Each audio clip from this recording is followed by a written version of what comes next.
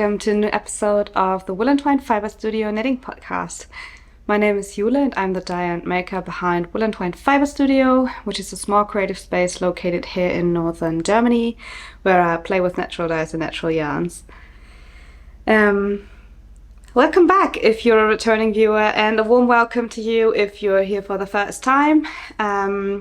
This is going to be a new episode about my knitting and my love for fibre crafts, let's put it that way. And it feels really good to sit down and record because I haven't done that in a while, at least not in the form that I sat down to just chat you through what I've been working on. I've actually had plans to do a lot more content and a lot more podcast episodes towards the end of the year of 2023, but to be honest, things took a turn and it was really busy the last couple of months, and I have also been a little bit sick, which kind of like not seriously sick, but just as all of us kind of were, I guess, that, I don't know, the timing and the schedule were mixed up quite a bit, and therefore I didn't really manage to do as much as I wanted to, and I was just really tired after all these pushing through all these weeks of really busy let's say peak season things with my business, and so I kind of didn't really manage to sit down and chat you through what I've been actually knitting. Also, I haven't been knitting as much as I wanted to, so it's like, yeah, things are sometimes a little bit difficult to predict, and I guess that happened for me. So I'm really sorry that I didn't put out as much as I wanted to, but I really wanted to sit down and record at least a little bit of a festive episode where I, have some content for you for the holidays in case you were, in need of some downtime after all the family things, if you're celebrating and if you're seeing family. I know it can be quite overwhelming, and not necessarily only it's most of the time it's also nice to see your family, but it can also be challenging in some cases. And so I don't want to, I want to give you the opportunity, if you like, to maybe sit down and just unwind with me a little bit and see me chat through the knitting project and sewing project that I've been working on the past couple of weeks. I guess I'm gonna start soon. The last couple of months have been mostly dedicated to testing new yarns because I've been working on a lot of new yarns for 2024, and I don't know who even am I, but I even signed up for a couple of test knits, which is not something I usually do, and I'm usually very hesitant to sign up for because I'm not really sure if I can make it to deadlines and all that, because sometimes life as a small business owner can be a bit unpredictable, especially when it comes to working with mills and shepherds, and you have to work with the season and according to the timing of mills and all that. So sometimes, even though I'm planning my year pretty well, things are going completely different because a new yarn opportunity is coming up or is just delayed or whatever. So it's always a bit difficult to predict things. So but I wanted to be prepared this time, and I tried to leave a little bit of space from between a yarn coming to actually releasing it, so I could properly, knit a couple of samples, give you an idea. I mean, I always do that, but this time I tried to make even, have an even longer time in between the arrival of the yarn and the launch that I initially planned for this year, the end of this year of 2023 still, but it's coming next year. So because I kind of, it just didn't fit into the schedule. So I changed up a couple of things. And but therefore I have a couple of projects that I can show you with that new yarn, or at least one in addition to another one I showed a couple of episodes back. But other than that, I will show a few works in progress to you and a finished sewing project. And then in the end, I was thinking of having a little chatty section where I just sit down with my knitting and tell you a couple of Christmas traditions that we have here in my family, and just thought that it might be cozy to just sit down and, you know, indulge in some festive traditions. And I'm always interested in other people's festive traditions as well. So feel free to leave a comment below if you have a nice tradition that you want to share with us in this community. It would be lovely. But without further ado, let me share with you what I've been working on these past couple of weeks. So the first thing I can show to you is actually a finished object. Well, kind of finished, because I still have to weave in the ends and I have to block it still, but I still think it counts as finished, right? So this one is, let me show it to you. So this one is my Rowan shawl by Tanya Barley of the Wool Barrow, and this is actually the outcome of a beautiful collaboration that we had together on this, and it is worked in our unspun yarn Thrive, which unfortunately is now discontinued, or at least not available in the shop anymore, because we had the last couple of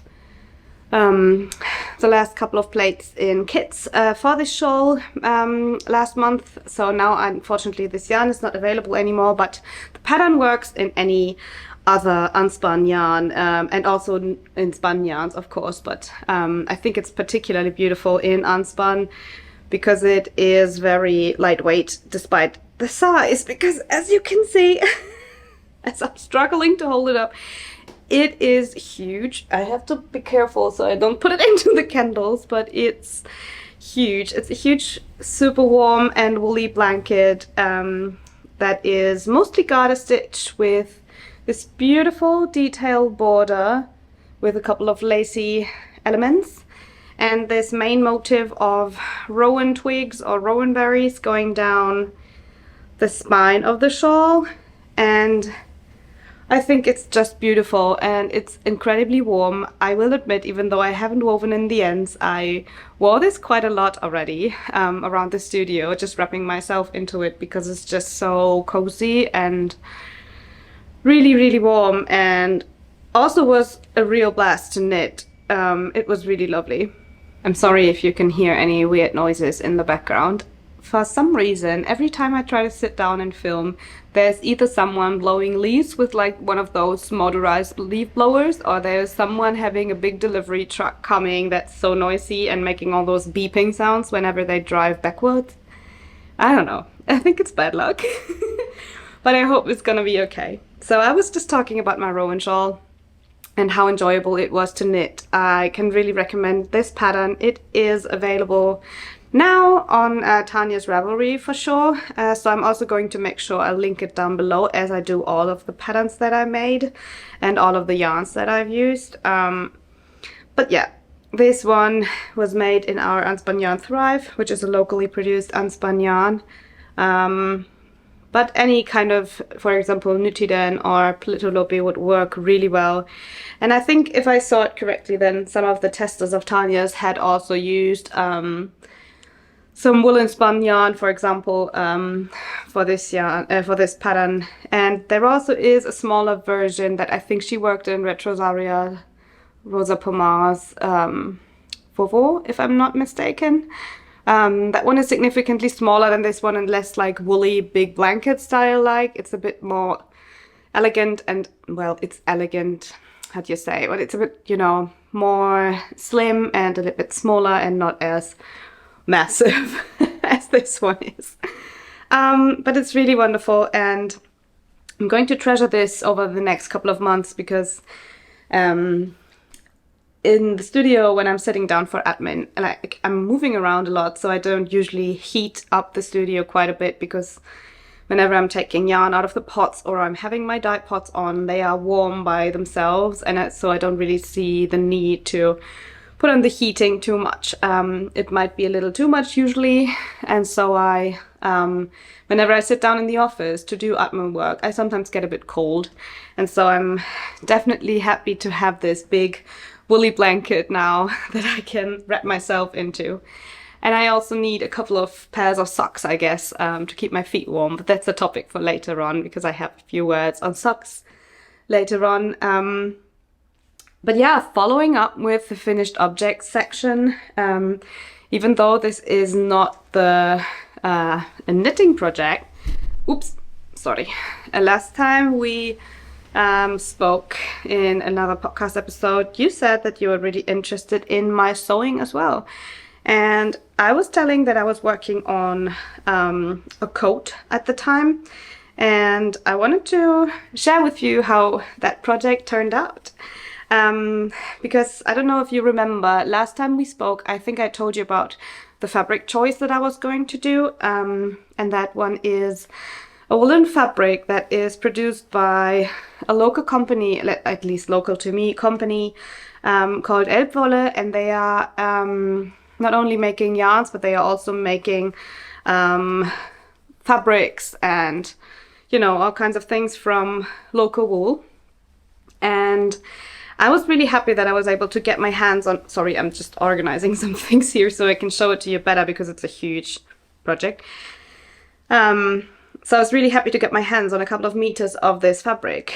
And I actually cut out this project last year already, I think around Christmas time. And then, I don't know, I completely didn't manage to get it ready for the winter time. Then it was summer, and then I forgot. And now I finally got my hands on this project again. And without further ado, let me try and kind of somehow show it to you, because it's black and it might be a bit difficult and it's huge. But this is how it turned out. This is the September coat. I don't know if you can actually see. I'll try to insert some footage of me wearing it, because it's, you know, it's almost down to my ankles in length, so it's impossible to show it in frame fully here. But I can at least show you the front of it and the buttons. So this one is the September coat by Merchant & Mills, sewn out of a black woolen fabric made from local wool. And I used some natural resin buttons. Also by Merchant & Mills, they have a dark brown reddish color that I think is really pretty with the black. And for a lining, I used a beigey greenish kind of, oh, it's really wrinkly, I'm sorry, I've been wearing this one already, so it doesn't look as polished anymore. But the lining fabric is from a local supplier that carries natural fabrics, like without any artificial, or let's say no polyester linings and all that. And so this one is a lining type fabric made from tencel. I know there is a whole discussion about whether tencel is a good alternative to polyester. Actually, I think for me it is better than using polyester. I know it's not ideal, but polyester is definitely something I want to avoid, or any kind of plasticky type of fabrics I want to avoid. But I still needed some kind of this, you know, slippery feel, because I wanted to make this, the fabric, the woolen fabric is not extremely thick. So I wanted to make sure that I would be able to layer knitwear under this one. And so I made a pretty generous size and made sure that with the lining I have a very slippery lining still, so I could layer knitwear below it and then don't have any issues with, you know, it potentially not gliding as well while I wear several layers. So that was the goal with that. So I think, what size did I end up making? It definitely was 1 or 2 sizes larger than I would usually need for my body measurements. But yeah, I think I'm really happy with how it turned out. It's exactly the sizing I wanted. And it also has, what I really like feature-wise is that it has, let me try to show you, it has a slit in the back. A split, how do you say? A split in the back. And that's really important for me because it's very long, it's almost down to my ankles, and in order to be able to move freely and, you know, go upstairs or something, it would have been really tricky if there was no slit. So I could make like large enough steps for example, staircases or so. So I'm really happy for that feature. And what I also really like is the shaping of the collar. That is a very traditional kind of collar, and it has a bit of top stitching. I don't know if that's even visible on the black fabric, but it's very neatly shaped. Let's put it that way. As said, I'm going to try and put on some wearing pics or clips of me having it on. But it works really well with the high collar with a scarf or a shawl, which is very nice. Additionally, I only made one kind of modification, and that was the sleeve length, because for some reason, even though I don't necessarily have very short arms, the sleeves were pretty long on me. And so I decided to, you know, first work everything up to the lining, to the hem of the lining, hemming of the lining. And then I put it on and measured everything on how I wanted the sleeves to fit, and shortened them according to what I needed. And that worked out really well. So now it has the perfect length. And did I make any other modifications? No. I just think I didn't follow the instructions step by step, mainly because I wanted to keep a couple of things open for myself to adjust, such as the sleeve length and all that. And I also did, sew in the lining by hand, especially at the bottom hem and the sleeve hems, because I'm always feeling as if that is, let me show you how it looks like. Oops, it's a bit hard to show, but I try to, you know, do them all by hand with a certain stitch that I'm not sure how it's called in English, but it's a stitch that allows the fabric to move a little bit more, so it's not, you know, the lining doesn't pull the rest of the fabric upwards or anywhere weird, so it's not, you know, tugging anywhere or distorting the shape of the outer fabric.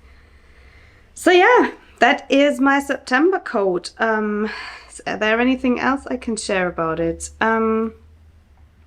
Fit-wise, I'm really, really impressed. I have to say the instructions were not the easiest to follow. They were quite okay, and I have to say I usually always struggle with pockets. This one also has, I should maybe show. Can I even? I don't know. But it has some inseam pockets that I can put my hands in. And I usually always struggle with putting the pockets in the right way, because I have to imagine on how to turn them around whenever I sew them, and I'm like, I don't know. I've had so many situations where I put them wrong. So there were pictures in the instructions, which was really helpful for me, who always struggles with this. But other than that, I found a couple of instructions a bit misleading, because it was, you know, sometimes it said a very important step in just like a half sentence at the end of a paragraph, which I would have put somewhere else more prominent, but that might also be personal preference. Other than that, I'm really, really impressed with the quality of this pattern and how thought through the pattern pieces were designed. Like, they were really designed towards an extraordinary fit. I'm really surprised, and it was really pleasant to sew them together in the end, because they were just really neatly designed. That was very lovely. And yeah, Merchant and Mills probably is one of my favorite pattern makers companies, because I just love their style, and it really fits my wardrobe, and I'm so happy. I've been wearing this one so much already, so hence the slightly used look already. It's not as polished as right off the machine anymore, but yeah, that just shows how much I love it. And it's just, yeah, it's my favorite new thing. I feel it's so versatile to wear. I love to wear it on a daily basis, but I think with its length and its shape, it would also totally work for, you know, going out for a theater, or, you know, having a bit more of a chic occasion. I think it would totally work as well for that, because it's just, you know, very black and sleek and yeah, not too basic. So yeah, I'm really happy with this pattern. I'm also going to link it down below in case you're curious. I think for the imagination of the fit and everything, yeah, I went up a few sizes, as I said, and I think mine is quite a bit more oversized than it's intended to be, also because I'm a very short person, and I think it was intended to be much shorter, but for me it's very long, but I actually like that. But I think the pattern also allows you to adjust the length of the whole thing in case you don't really want such a long coat as I have now. But yeah, that is it for my finished objects for this episode. Let me jump right into telling you more about my whips. About my works in progress, I don't have a lot to show, but a few things, and one of them actually is kind of a gift knit by now, because I should have finished this one way earlier, but you know, life got in the way. But let me show it to you. This one is, it doesn't look like much, but this one is my Aska hat that I'm currently knitting for my partner Christoph. It's a top-down hat, so it looks a bit weird right now, and I'm kind of making a couple of modifications. But I don't know if I told you in the last episode, but we shaved Christoph's head into a buzz cut hair when we were on vacation in August.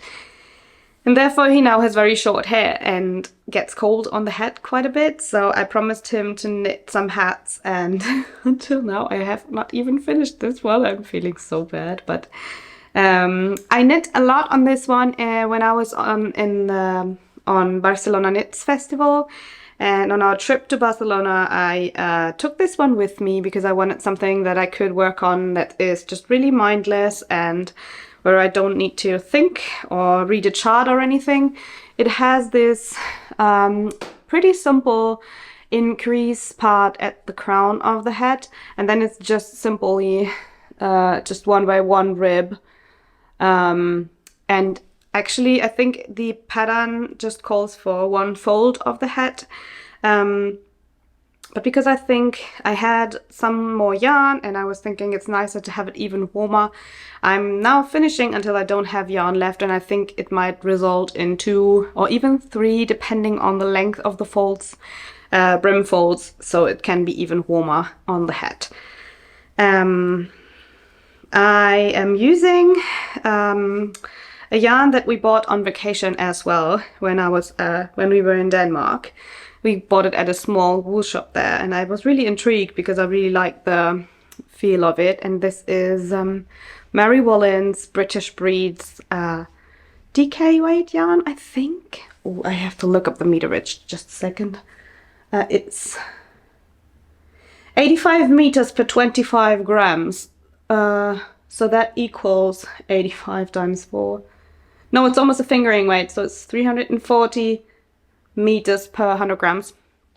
So it's quite, you know, like a sport fingering weight type. Am I even telling the right meterage here? I hope so. And the pattern actually has 3 options of weight. And honestly, I tried to do the DK weight option, stitch count wise, and I had to do more increases because I felt the circumference was too small. And so I just, to be honest, I just winged it and added a few more increases, and now I hope that it will fit. But we put it on him a while ago and it fit his head, so I hope it's going to be okay. So yeah, I kind of modified the pattern in a way that I took the increase rate and everything from the Aska hat, and then I continued to knit, and now this is what I have left of the yarn. And I guess I'm trying to knit almost all of it and leave just a little bit in case there might be a hole in the future or so I can have enough to potentially mend. But anything else I will try to knit into this, and so he will have a very cozy hat that right now only looks like a slouchy little blob of wool. I'm sorry, it's not very glamorous. But I wanted to show the little stitch marker I'm using as well. This one is by Soft Spoken, who is Riley, a friend of mine, and she's from Canada, and she makes those by hand with some little dried flowers that she picked by hand as well. It's really sweet, and these were part of our August sock box, and so I don't think she has something similar to this one, but it's always worth to check out her shop because she's doing such beautiful things and I love her work. So definitely check out Riley. It's no ad, just a heartfelt recommendation. So yeah, this is the slouchy mess of my Asker hat in the Merry Woolen British Breeds yarn. I think this is a blend of another thing where I have to check my notes because I'm not 100% sure. It's 25% Blueface Leicester, 25% Exmoor Horn, 25% Wensleydale, and 25% Swartbless. Very unusual fiber combination, which really intrigued me when I saw it, so I wanted to get it. And this is the undyed, I think, and I think the colorway is called Silver Birch, if I'm not mistaken. And I think this is just the natural color coming from the Swartbless, which is a naturally black sheep. Don't quote me on that, I think it's that way. And it comes in 25 gram balls. I got 3 or 4 I think, for this hat. And I think I'm gonna use them all up. So this is my Asker hat project that I hope to be finishing maybe tonight if I find some time to knit. But yeah, I'm aiming for finishing it tonight, so Christoph can at least have it for Christmas as kind of a gift, which always is also a bit funny because his birthday is also on Christmas. So yeah, but more on that in the little Christmas traditions part later in this episode. First of all, let me share with you the second whip I am currently working on, which is again living in a beautiful project bag by my friend Milda of Payauta Makes, I hope I'm saying this right, who sews and embroiders these beautiful project bags. And I think I've talked about her a couple of times on my podcast. And another thing where I'm not, just advertising something because I'm supposed to. I just absolutely love her work. I think I own 3 of her bags by now, and whenever I need something for a larger project, these are the ones I usually grab because they are just very spacious. I don't know if you can see that, but there's a lot of space in the project bag. It's quite large, and I can usually fit a sweater project in there because I like to carry my at least 1 or 2 spare cakes or skeins of yarn with me, just so I don't run out. And these big bags, they usually can carry it quite well. But speaking of the project, you can see a lot of neutrals in this episode, I guess. I think I should call the episode something like festive neutral color episode or something. Am I supposed to? I think we could put the nope, this way, a little bit more light. But this one is my current work in progress, and it is actually a test knit for Manmi of Soopknits. It's S-O-O-P knits. I'm sorry if I'm butchering that name, but I'm definitely going to put it into the show notes as well. But this is a test knit for her. I think it's called Rib Sweater. I can see I'm so bad at remembering things, but I'm going to put it somewhere so you can look it up. But this is the test knit, and it is just a simple ribbed garter rib, how do you say, stitch pattern that is broken up by a couple of garter rows. And I think it's so beautiful. Whenever I saw it the first time, I knew I had to make it. And I've actually already worked the neckband just to see if it fits and if it works for me. But yeah, the construction is super exciting because you're starting in the back with casting on some stitches back here, and then you're doing some increases. How do you say? How am I even supposed to show this? Maybe this way. So you're casting on in the back, and then you're actually doing increases. I don't know if that's visible. And then you pick up stitches here again at this on this edge, and knit the shoulders on both sides, and then you join them in the front to knit a little bit further down, and then it's all joined in the round below the armhole. It's a very clever construction. I think I've seen it before in like a petite knit pattern or so. Something similar at least that I've knitted years ago. But I thought it's very clever, and I kind of like the little lines that it makes in the back of the pattern. Here it is. I think that looks really pretty and is a beautiful detail. Kind of minimalistic, but you know, cleverly designed. This is just always what I gravitate towards when it comes to choosing patterns for myself. And I've knitted this one, I think, in a size 5.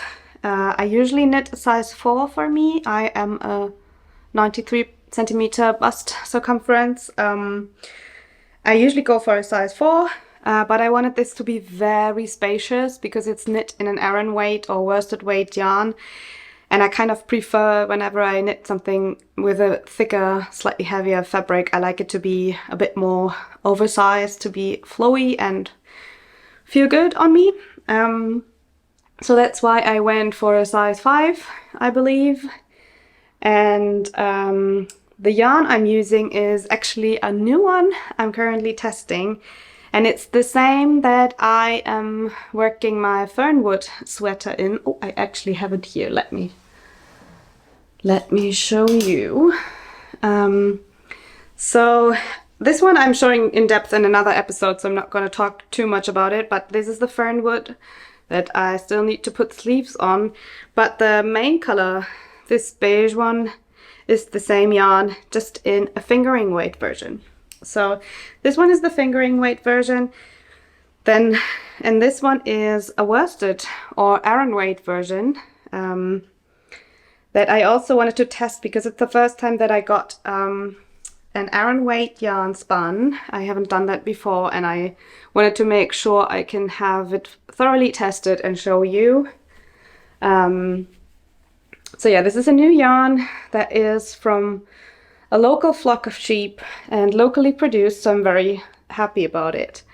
And this is actually a natural beigey gray, coming from blending the different colors from that flock, because it's a multicolored sheep flock and it's all blended together in the spinning process. So it's a warm grayish beige, if that makes sense. But yeah, I can imagine this fitting very well. I always like to go for like a slightly dropped shoulder fit on myself. And so I think this will be very, very pretty. Yeah, this is the ridge rib sweater, I think. And what I especially have to mention about this pattern that made me very happy, because I don't know, whenever I'm in busy periods and I don't really know what to, you know, where my head is even at, I like to work patterns that kind of excite me, that are not like too boring, but that excite me, and that still don't require me to check on a chart all of the time. And with this one, what's really nice is because I especially dislike counting rows. I don't know why that is, but I always mess up and then I forget to count, and then I don't know, it's a mess. But this one has this super clever thing that you have to have, I think, 24 rows between the garter ridges. And what's really smart about it is that you can actually count the little can you see the little bumps in between the stockinette part of the rib, and you can count them. They are very visible. It's very easy to see them. You can count them to 12, and then you know that you have 24 rows because it's a garter bump. So you have 2 rows per bump. So it's very easy, and I love it because I'm just, you know, there is a little bit of a pattern, so it's kind of keeping me excited, but I also don't need to count the rows because I can just count the little bumps and then easily see where I'm at. So that's really nice about it. It's very enjoyable. I have to say, this is flying off my needles. I'm sorry that I'm already only showing it to you when it's so like knitted so far, but I couldn't stop. It was just super quick and just so enjoyable to work on. So yeah, this is the Ridge Rib sweater. I'm really enjoying this one. The yarn is also very lovely to work with. It's a woolen spun 2-ply, but with, you know, a slightly looser twist, just as I like it. And it has the beautiful rustic feel and a lovely halo. I don't know if you can see that. It has a bit of a halo and a slightly rustic feel, but it still is really soft in my eyes and really warm and woolly. So yeah, a very, very, very enjoyable work in progress, and I'm hoping to have some time during the holidays to work on this one and potentially finish it even. The pattern is not out yet, so I'm going to just write it all down below and let you know that it's still in testing, but as soon as it's out, I'm making sure I'll try to edit the show notes and have the pattern linked there as well. By the way, this is how the yarn looks in a skein. Here you can see the halo a little bit better, maybe. So yeah, this is another hank that I am about to twist in a little bit because I wanted to start preparing for my holiday knits already, because I might not be at the studio very much, and I definitely don't want to, you know, have to stop on my knitting because I left some yarn at my studio. So I'm definitely going to take that home already. Preparation is key.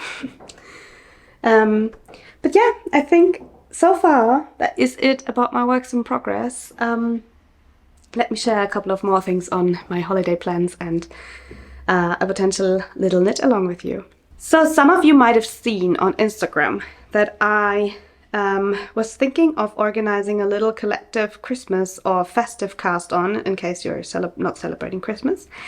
Everyone's welcome. And I did this a few years ago with my friend Eva of the Blue Rabbit House and a couple of other people, because we were just really inspired by a certain yarn and pattern combination. And we really wanted to, you know, kind of cast on together for the holidays. It's a tradition for me to cast on a new project during the Christmas holidays. And for me, that's usually socks. And because it's so easy to take them with me whenever I have to sound so bad, whenever we're visiting family.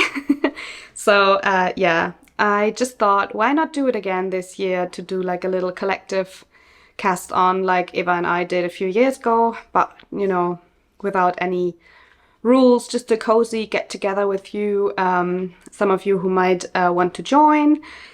And this is going to be very casual. I'm thinking of hosting this one on Slack, because this was the only way I could, you know, just send out an invitation link without having to manually add people to a group or so, because I don't think I might be able to manage that just shortly before the holidays, because I'm also taking time off and I don't want to be, you know, having you to wait for me to put you into like an Instagram group or anything.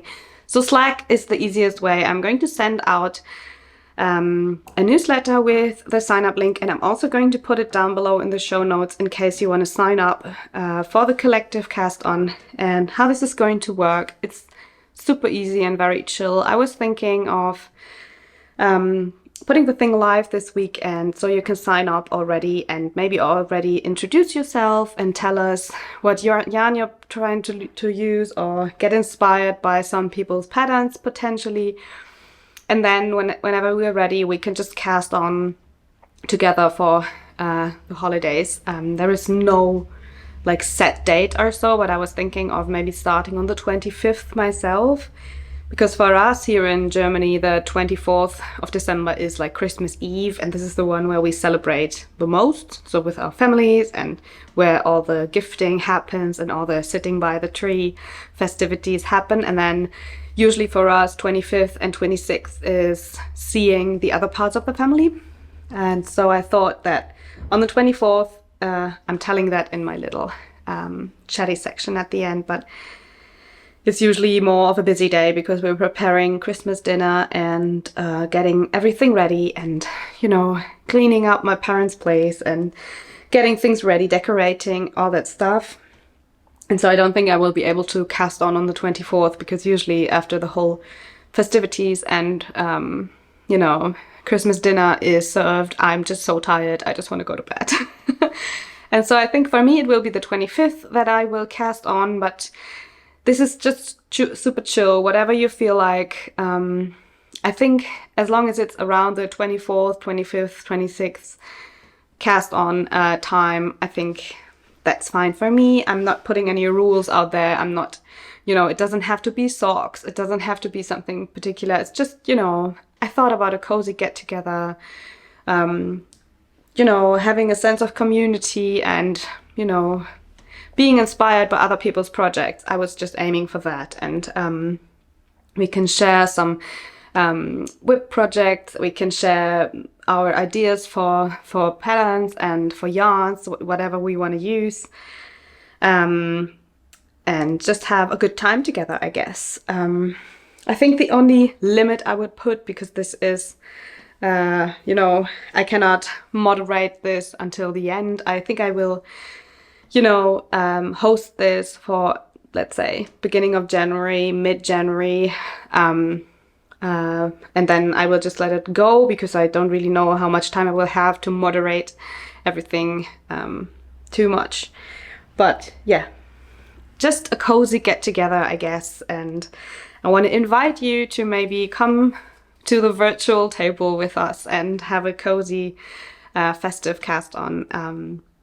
I will also, you know, I invite everyone, but I will also make sure that I will moderate the space so there's no, it's safe for everyone and no one is, you know, harassed for any kind of their interest or religious background or ethnic background. I will make sure that there's no harassment or any, you know, bad feelings. I want this to be a safe space for everyone, and I want this to be a very cozy, kind, and, you know, wonderful space for everyone.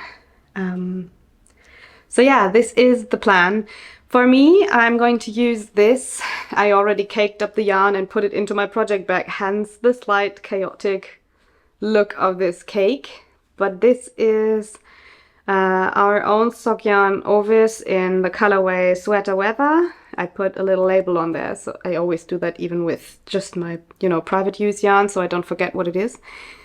And it's a lovely multicolor with a lot of warm tones, and I've been really liking this colorway, and finally I got convinced by my friends to snag a skein for myself, and I will knit a pair of socks with this one. And I'm currently thinking I'm going to do Lindsay Fowler of Larkspur Knits Hearth and Home socks. I'm going to link them down below. They are beautiful, textured but very minimalistically textured socks that I think would work really well with the multicolored. Actually, I got really inspired by, who was it? Let me look up the post. Oh, it was Horse Feather Fibre Arts post that I saw, where she worked that pattern in a multicolor, like a slightly, not a super heavily contrasty multicolor, but she used a multicolor as well, and it looked really beautiful. So yeah, I was really inspired by that and decided to make the Hearth and Home socks by Lindsay Fowler of Larkspur Knits. In general, this really led me into an obsession with Lindsay's sock patterns. I don't know how I ever managed to kind of pass them in my previous years of knitting because they are all stunning. I just looked at her website, and not only is also her, I just adore her aesthetics and her patterns in general, but the sock ones, they are just all calling my name. I think there was another one that's like homecoming, homebody, no. Anyhow, there are a lot of beautiful patterns with slight texture, but you know, a couple of clever details, but not all over too much texture. So it's like, for me, these are just perfect. I just adore them so much, and now I'm kind of obsessed and want to make each and every sock patterns by Lindsay. So let's see how much time I will find over the holidays. Maybe I'll have to go to the studio in the end and get another skein of Ovis or so and knit another pair of socks. Let's see. But yeah, this is my plan so far. And yeah, feel free to join me for the little festive collective community cast on. I'm going to put the Slack link below, as said, and everyone can sign up. It should not be very difficult to navigate around. I'm just keeping it very simple with just a chatter thread and potentially like a whip picture thread or whatever. If there is something you would particularly like me to do, feel free to let me know, as I'm very open about this. And it's just, you know, this is not like a real knit along or anything too serious. It's just something where I was thinking we could, you know, join in on a little community cast on, and I hope it's just gonna be a very cozy event. But yeah, so far that is it about the festive cast on project. I think that is it. If there are any questions, feel free to email me. I should be available all until the 22nd of December, and then I'm going on a little break. I'm going to announce all of that on my website, web shop and everything. It's not really something I want to talk about too much in this episode, but yeah, I think that if there are any questions regarding the cast on, feel free to message me. I should be available quite a bit until we start to cast on, and please don't feel obliged, stressed or anything. It's just very cozy and casual, and everyone's welcome, every project's welcome. And oh, I should maybe mention, there is still the Cozy Socks make-along running, which is a make-along I'm currently hosting.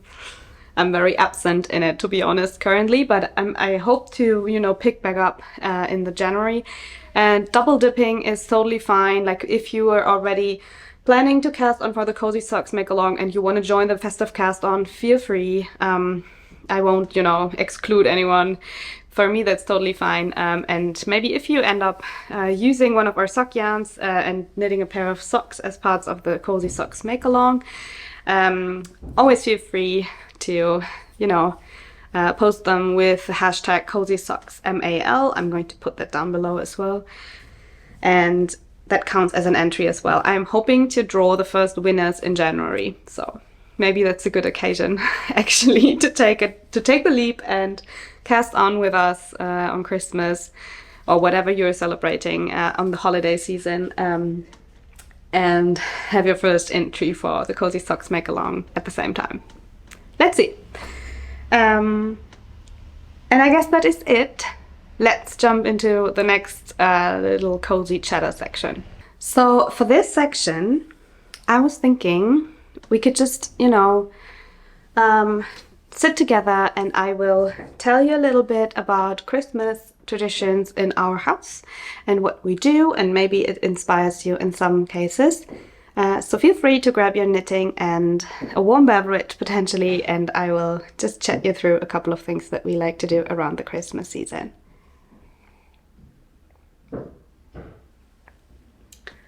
So the first tradition I think I want to tell you about is how we get our Christmas trees. Because here in Germany, it's not really a thing that you get your tree in the beginning of December. I know that's the case in many other countries, but here you get the tree pretty late in December and you don't set it up very much in advance before Christmas. Let me see if I can maybe change the settings a little bit so you can actually see the knitting as well. Maybe this way. So yeah, we don't usually get our trees very early in December, but rather late. And for us, it's usually the case that me, my partner, my dad, and my sister and her boyfriend go to a local farm where you can actually pick the trees, and we pick our trees and we actually, you know, cut them ourselves and get them ready. It's always a really cozy event because the place is really lovely. It's a bit outside of Hamburg, and you actually can get, it's actually an apple farm, and whenever you're done with running through the farm and getting your trees and, you know, being outside for a couple of hours, you can go into their barn, and in the barn they have some warm drinks like mulled wine and apple punch, and you know, the grandmas of the village, I believe, they are making, have prepared some cake and some soups, like potato soups, and you know, you can get there to warm up after you've been outside in the cold and got your tree, which is always very lovely. They also have trees in pots, which we did last year, but this year it was very limited amount, and it was actually quite fuzzy for us to last year to find a way to, you know, get the tree planted again in a way that it's actually able to stay where we plant it. So even though it's always, you know, it breaks my heart a little to cut a tree for our Christmas celebrations, we decided to get a really, really small one for our tiny apartment. And we always keep it for very, very long and keep as much of it and compost it all, so it's not, you know, doesn't feel as wasteful. Yeah, and that's how we get the tree. It's always a bit funny because my partner has kind of the largest car in our family group, and we always put the big tree like into our car, and then we sit there with the big tree beneath us, because my parents have very high ceilings, and so whenever we pick their tree, it's always quite a tall one. And it's always a very funny situation on our way back. And then usually we drive back, and it's always, you know, Christmas songs on, it's very cozy, and then we usually have some hot cocoa or whatever cozy after we dropped off all the trees where they're supposed to be. And yeah, then they usually stay outside for a bit longer until we actually decorate them. Then another thing that always happens in the beginning of December usually is that my mum and I make tiny stollen, which is just, you know, we don't make the big ones, we make these tiny little ones you might have seen on my Instagram feed, and some of my newsletter subscribers might know because I sent out the recipe of them last year as a Christmas treat, which was very fun. And yeah, we usually make them, and we make a lot, and so for some reason they always disappear so quickly because everyone loves them. They are not as sweet, they have a lot of, you know, the fruits, the nuts and the raisins and all that, and they are not very sweet. They have a very old recipe that we've been making for so many years. I don't know, I must have been a small kid when we made them the first time, since I remember. So Mom and I always make the mini stollen for everyone, and everyone's always very happy about them. Yeah, that is one tradition we always have, and it's probably the first we start with for December. Another tradition we have, apart from getting the tree, is usually each year Christoph and I like to take a trip to Lüneburg, which is a small town close to where I live. It's around, I think, a 45-minute to an hour drive by car, or like half an hour to 45 minutes by train. And it's a small town that I used to study my bachelor's in. And I just love it around Christmas time because it's a very old town with loads of those small wooden built or wooden framed houses, and it just looks like a Christmas village, as if you would imagine, you know, a small old town or village from a Christmas movie. That's how this city looks. And I don't know, it's kind of nostalgic for me because I've lived there for a couple of years while I was studying my bachelor's.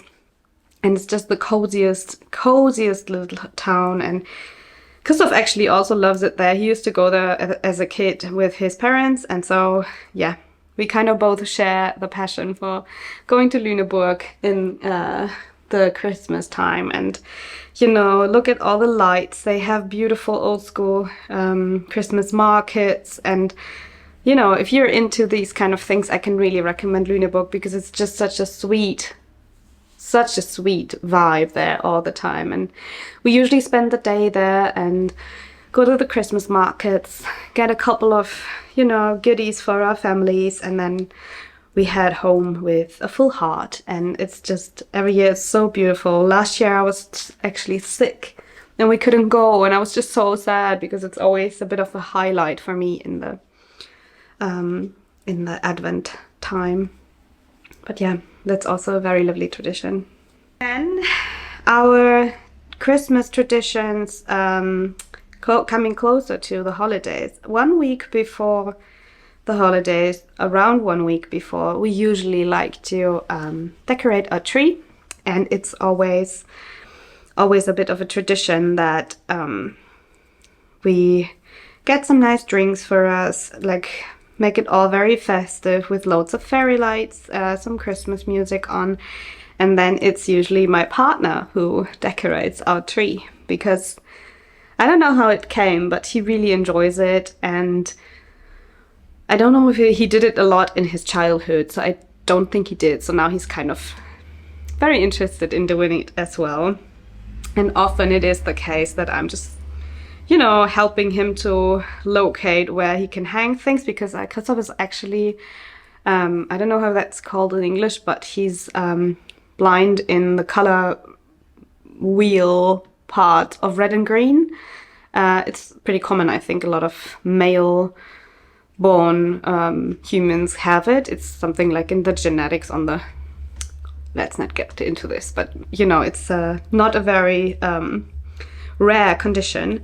But we have mostly old decorations that I inherited from my parents that are either made from natural straw pieces or are red in a green tree.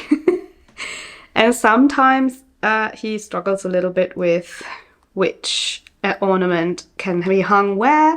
And so it's just usually the case that I'm, you know, assisting him from the sofa and helping him where he can hang something, and he's just really enjoying the process every time. And, you know, it's always very cozy. We get a glass of bubbles and, you know, decorate everything, and then usually we actually wrap Christmas presents and put them under the tree, because we're not celebrating Christmas at our own home. We're celebrating it with our families, and so we kind of try to make it festive for the week before we go, and have it all dressed up and all made festive before we actually take off for the holidays. Because this is our little specialty. Christoph's birthday is on Christmas Eve on the 24th. And he is, of course, spending that with his family as well as we're celebrating Christmas with our families, with my family. So it's usually the case that we take off some days before the Christmas holidays and prepare a big dinner for the day before Christmas, so the day before the 24th. And then we have a big dinner that he usually gets to pick because it's his kind of birthday dinner, like early birthday dinner. So he usually picks whatever he wants to have. And then we cook a big dinner for his pre-birthday. And then we usually cozy up until it's 12 in the night, and technically his birthday. Then we have our gift exchange and I usually try to also gift him something handmade. So that is always something I really enjoy. Because, you know, it's kind of birthday and Christmas at once. So I usually try to gift him kind of 2 parts, and one of it should always be handmade. At least that's always the goal. Let's see if I make it this year. But yeah, then we usually have our celebrations in the evening with loads of good food. I love to cook, and I usually make a fresh sourdough bread loaf, and I also usually prepare some things for the next day already, because I'm also baking all the bread and pastries and, you know, baked goods for my family celebrations.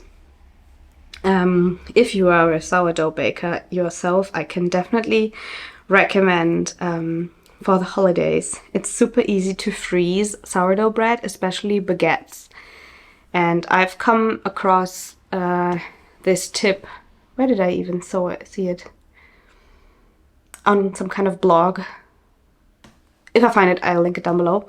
But it was really, really helpful to see the potential of freezing some sourdough bread, because this makes it a lot easier, especially for the festivities after Christmas Eve. Okay, sorry, my camera battery just died. But what I was saying is that my dad and I usually are in charge of the food on Christmas.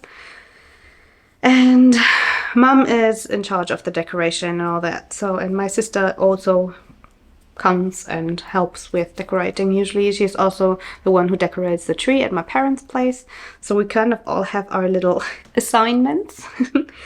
But yeah, usually it's the case that Christoph drops me off at my parents in the morning, and then he's off to his family to celebrate a little birthday breakfast and, you know, spend Christmas there. And then it's usually the case that my dad and I start cooking. We usually have around 4 courses for the Christmas dinner, and so we are just making all the kind of Christmassy things for the dinner. Then we visit a befriended family whom we must have known for around almost 30 years by now, because I remember that their daughter is exactly my age, and we have been in school together all the time. So it's one of my oldest friends, and we usually meet up with them because the dad of that family also is his birthday on the 24th. And so we exchanged some good wishes and some gifts and, you know, have a good time with them. And then we go home and have the whole, you know, food and gift celebration thingy just with us 4, like my parents, my sister and I. And then most of the time I'm so tired that I fall asleep. I don't usually make it long on Christmas Eve because I don't know, cooking all day, having the big cooking before all the time, and also the celebrations with Christoph the evening before. I usually just, you know, you can usually see me snoozing on the sofa at around 9 p.m. Yeah. Then on the next day, it's always, you know, that we don't have a lot of traditions.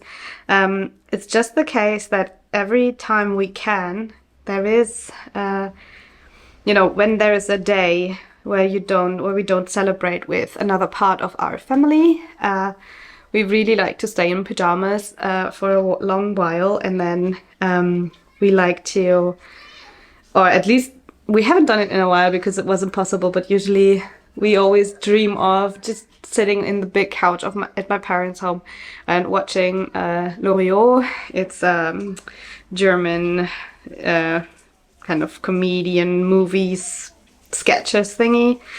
That has always been a thing in my family. We've always been big fans of Loriot. I don't think it's a thing outside of Germany, but the really old movies and the old sketches, we have them all on DVD at my parents', like very old school.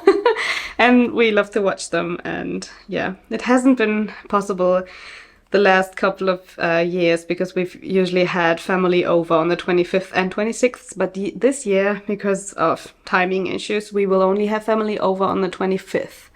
So maybe the 26th can be pajama and watching Christmas movies and L'Oreal days. Let's see if that works out.